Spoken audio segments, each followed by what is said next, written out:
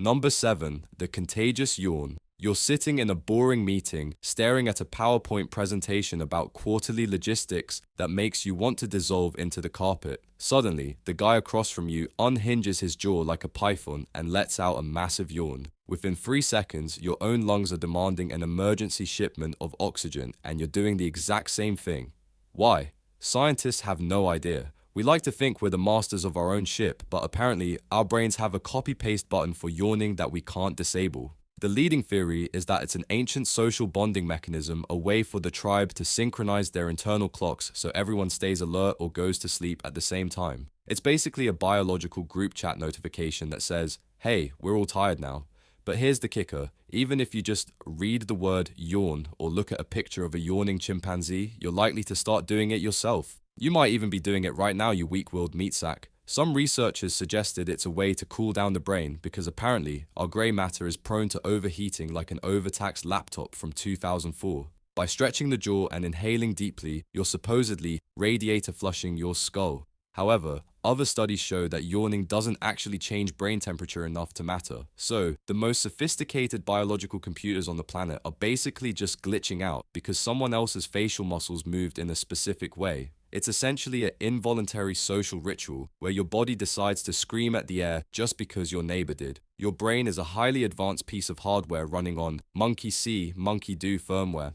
Number 6. The Placebo Effect. Imagine you have a pounding headache. I give you a small white pill and tell you it's a revolutionary new drug that cures pain in 30 seconds. You swallow it and miraculously the pain vanishes. Then I tell you the drug was actually just a pressed disc of sugar and dust. Your body didn't actually receive any chemicals to stop the pain, yet it stopped anyway. This is the placebo effect, or as I like to call it, your brain gaslighting your own nervous system into health. We've known about this for decades, and yet modern medicine still can't explain why your mind has a settings menu that it refuses to let you access consciously. It's not just feeling better, either. In some cases, people's bodies physically heal, blood pressure drops, inflammation decreases, and dopamine levels spike. All because the brain thought it was supposed to happen. It's like your body has the cheat codes to its own recovery, but it will only enter them if a guy in a white lab coat lies to your face first. The weirdest part is that the effect is getting stronger. Recent clinical trials are failing because the fake sugar pills are performing almost as well as the actual multi-billion-dollar drugs.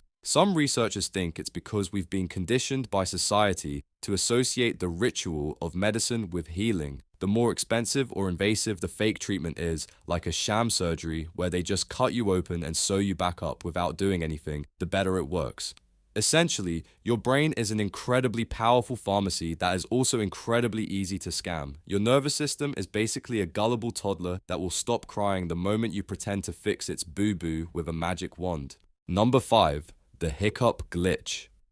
Your body is a temple, but sometimes that temple decides to spend 30 minutes making a rhythmic, involuntary hic sound that makes you look like you've been hitting the moonshine. Hiccups are one of the most useless things the human body does. There is no biological advantage to them. They don't help you digest, they don't warn you of danger, and they certainly don't help you get a second date. They are just a repetitive spasm of the diaphragm, followed by the vocal cords slamming shut like a panicked security door.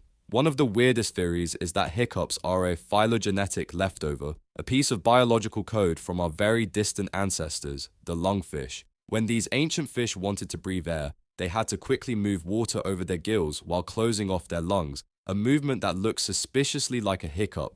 If this is true, it means that every time you get the hiccups after eating a sandwich too fast, your body is trying to activate its fish mode from 370 million years ago. Despite our ability to map the human genome and land rovers on Mars, we still don't have a definitive cure for hiccups.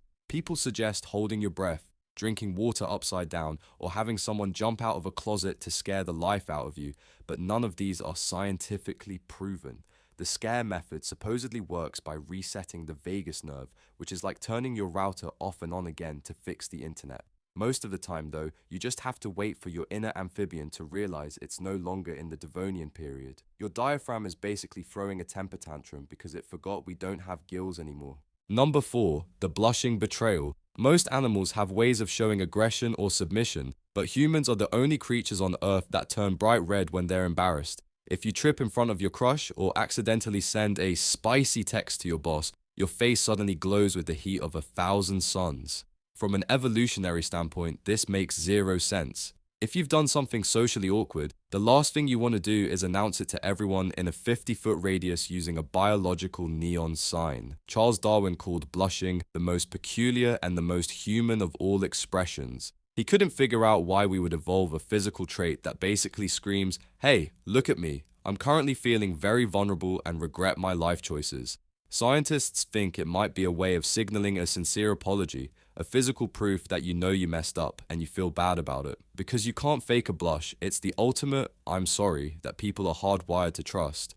But even that is just a guess. The actual mechanics involve the sympathetic nervous system dilating the small blood vessels in your face, but why it only happens in response to social shame is a mystery. It's a purely psychological trigger resulting in a purely physical reaction. It's essentially your body acting like a snitch, telling the whole world your secrets because your brain doesn't have a privacy setting. Your face is basically a traitor that works for the public interest instead of your own dignity. Number 3. Dreaming in COD. Every night, you lay your head down, shut off your consciousness, and proceed to watch a surreal, low-budget indie film directed by your own subconscious. In this film, you might be flying through a forest made of celery while your third-grade teacher tries to sell you a used Honda Civic. You wake up and think, "What was that about?" And scientists answer with a collective shrug. We spend a third of our lives asleep, and yet the purpose of dreaming remains one of biology's greatest coming soon trailers that never actually explains the plot.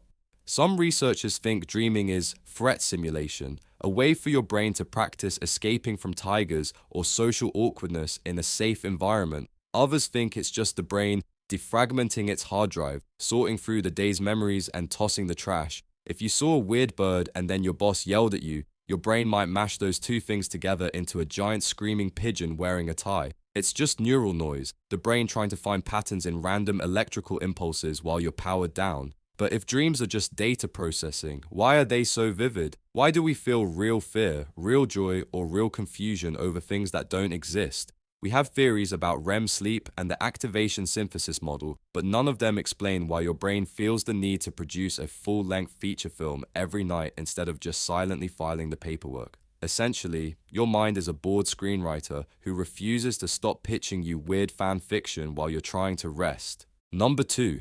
The Laughter Reflex. Laughter is weird. If an alien landed on Earth and saw a group of humans laughing, they'd probably think we were having some kind of respiratory seizure. We make rhythmic, honking noises, our eyes leak fluid, and our core muscles contract so hard it actually hurts. And we do this because someone told a joke about a penguin. Scientists call it social vocalization, but that's just a fancy way of saying we don't know why we make these sounds. Laughter is almost entirely involuntary. You can't really decide to find something funny. It just hits a specific trigger in your brain that overrides your breathing.